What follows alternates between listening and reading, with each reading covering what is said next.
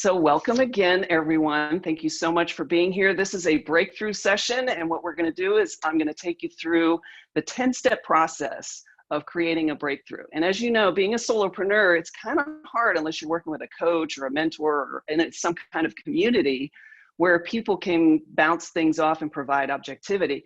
It's kind of hard to create your own breakthroughs, especially when you're not trying to do it the hard way, where you kind of fall on your face and learn a hard lesson. So hopefully this 10-step process will be a great way for you to kind of self-coach and create your own access points to some aha moments. And one of the things that I think is really important for us all to understand is that breakthroughs don't have to be this big momentous thing, right? I mean, just the word itself implies that you have to go through some immovable obstacle, breakthrough. It's like this big thing, when in fact, it's the very subtle things that shift in our thinking or our experience or what we're focused on that actually create some real movement in life. So as you're going through this and as you're listening to me explain this process, see for yourself, like take the situation that you're having and walk through it in your own mind as we're going through it. And then once we're done the process, I'll open it up and we'll dig a little deeper. Sound good? All right, great. Okay, so the first part about getting involved in understanding what's going on in your challenge or your situation is really about defining what it is, right? So a lot of times we have to figure out, well, specifically, what am I upset about? So a lot of times we'll look at it and we'll kind of generalize it, like, I'm having financial troubles. Well, what specifically is happening in maybe your business that the revenue's not there? Are you not doing sales? Are you not getting referrals? So try to bring it down into something very clear, very specific, as close to something you can actually get your hands around. And that is the first and most important step in this process, is really identifying what is the challenge, what is really going on. And you can look at it from the symptoms as well as the outcomes it's generating. So for example, if you're having financial challenges, the symptoms could be, okay, the money's not coming in. Okay, so if the money's not coming in, what's stopping it from coming in? So when you do that exploration, you can kind of get down to, okay, so I'm not doing sales like I used to. So I'm going to use this example as we go through this. I'm not making outreach calls. I'm not doing any marketing. I've kind of let my email list get a little stale. I'm not staying in touch with people. I'm just not being there for whatever reason. And I know that during the COVID time, a lot of us have pulled back on our outreach or what we feel is asking for business because we feel it's maybe inappropriate or like we want to be sensitive to what people might be experiencing, when in fact, it might be the best thing for everybody to stay in flow with what we're doing and building as far as what we're doing in our business, okay? So that's the first step. The second step, and this is usually where most of the aha moments and the mini breakthroughs happen, and that's in what story or narrative is underneath that particular challenge. I'll say that again, what story or narrative is underneath that particular challenge. And let me explain.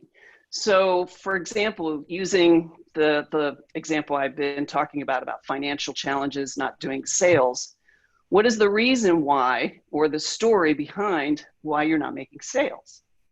Well, could you be using COVID as an excuse, as I just talked about?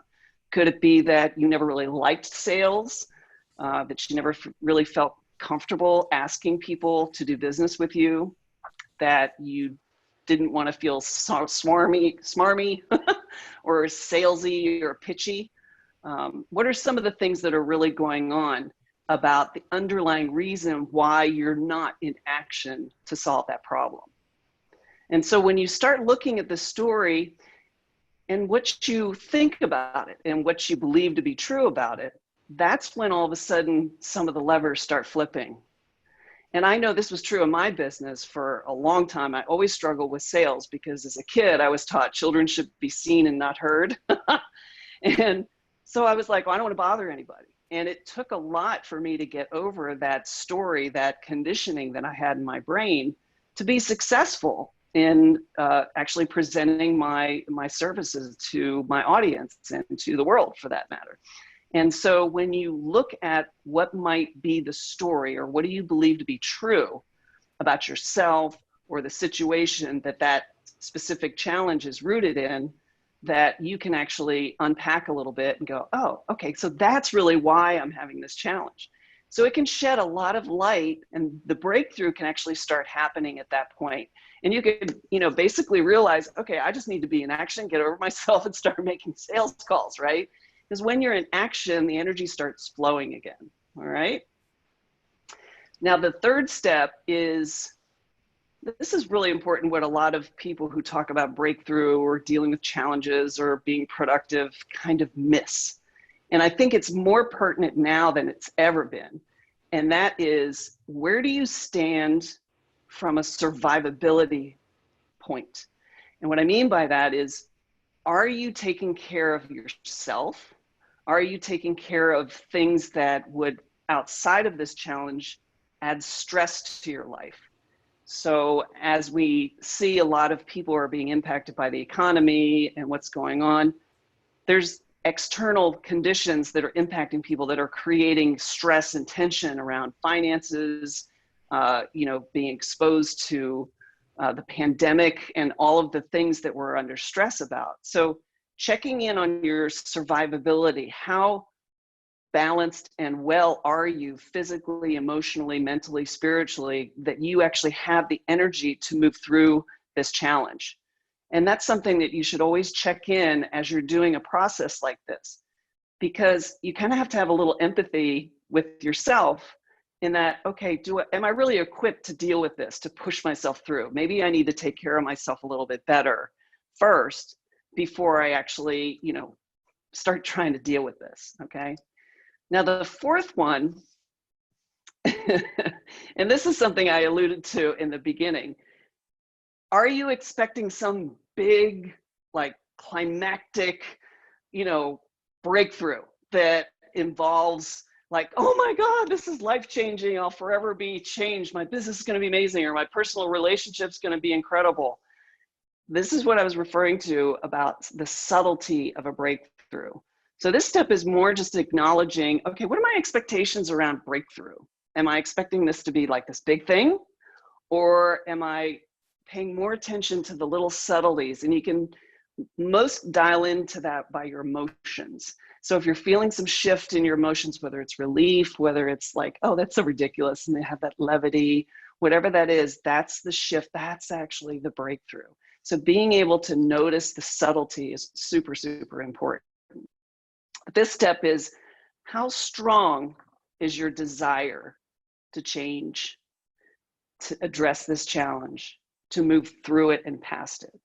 And the reason why this is such a powerful question that you do need to ask yourself is, a lot of people are justifying their situation, kind of like in that victim mentality challenge that they're having to stop themselves from taking responsibility and moving forward. So that's also another kind of perspective that you can poke at this. So these are all different ways, excuse me, that you can look at your challenge and the situation that you're in a way to cause a breakthrough. Okay? And when you look at your desire, is make sure that it's focused in relief. So how strong is your desire for relief from the challenge? Okay? Now, this is where some of the questions get fun. So I love asking this because it's a complete polarization change. And the question is, what would happen if you just let go and gave up? So if you're looking at your challenge, what if you just walked away from it? What if you just said, you know what, it's not worth it?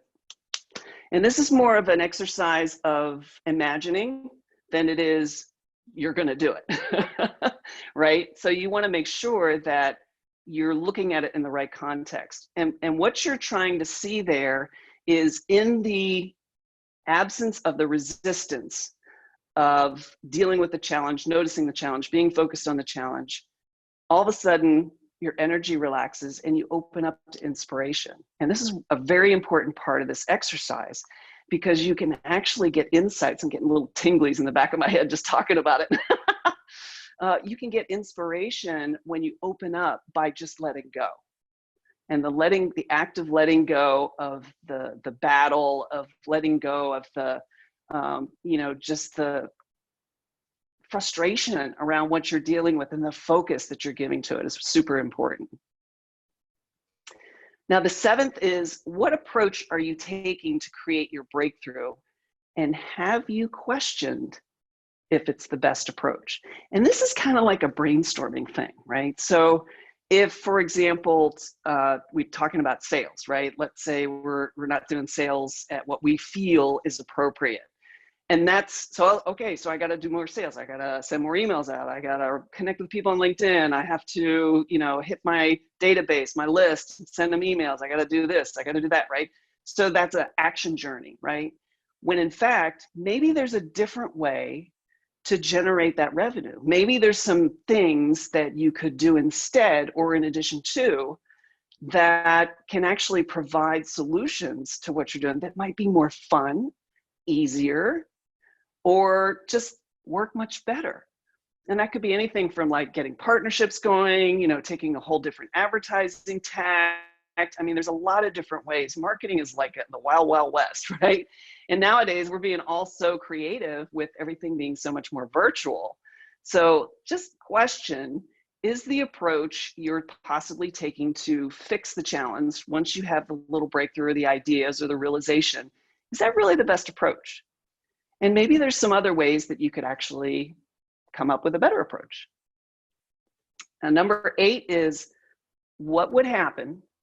This is another big question. What would happen if you never solved this challenge or fixed the situation?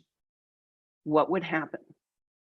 And this is a really powerful exercise that you can also use your imagining, or you can do some writing, or even just, audio, whatever you can do to just kind of express some energy around it. What would happen if you never addressed, like if we never made another sales call? Well, how would we get sales into our business? Well, my business would probably dry up, right? So then think about, okay, like what would that mean? Like what would my life be like if my business went away? Well, I'd have to find another source of income. So when you look at the scenario, you can actually, again, open yourself up to some different ideas, and you'll really get connected with what your heart truly wants.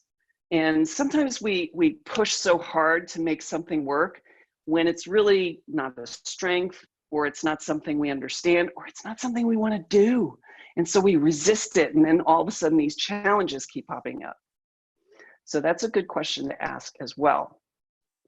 Now here's something that'll also help you along, and this is the 9th, and this is, where in the past, so if you're really struggling, okay, this is a good one for like, if you're still not really kind of getting it, by now you should definitely have some sort of breakthrough in what your situation is. But where in the past have you had a breakthrough, and what happened to bring it about? So I'll say that again. Where and when in the past have you had a breakthrough? And what was the catalyst for bringing it about? And so the reason why this is important, it enables 2 things. One, like, yeah, I've had a breakthrough before. This is good. I can do it again, right? So you kind of prove for yourself because you've had the experience. And then the other is, it really acknowledges that you found a way. And it could have been through someone else, like a coach or a mentor or a friend. It could have been something you read in a book. It could have been an incident, like maybe even a traumatic incident that happened that made you kind of shift your life. I know it happened to me when my husband passed away. I just had a total shift in what was important to me in life. And when you look at the things that happened to trigger that, very often we just look at the incident. We don't really see that it was a real breakthrough in our life. We can really find some nuances that we can pull forward and use as a kind of like a tactical approach. And then number 10 is, what would your world look like and feel like after you have your breakthrough, after your challenge is resolved? What would that, like, paint that picture in your mind or write it out. what would your world look and feel like? It's really important to acknowledge the emotional side of it and the possibilities that are there. And that also can open you up to, wow, kind of like reverse engineering. Like if my world looks like this, that means I'm doing this to make this happen, right? Or I could be doing this. So that's going to give you some great ideas as far as how you can go about the tactical side of doing it, because this will trigger actions. You'll get ideas. You'll want to be in action. You want to take responsibility and dive in. And hopefully, because you do this work, it'll energize you. So the last part of this is really to take everything you've distilled from this exercise, these 10 steps, these 10 probing exercises, and make a list of action steps. And they don't need to necessarily be about bringing a result as much as they are getting you in the flow of the energy of being responsible, owning, and focusing on where you're going. That is such an important distinction, because we're so, oriented toward doing something to fix something, doing something to fix something, when in fact it's the experience of allowing the energy to flow and our creativity to come out that is really what we're looking for.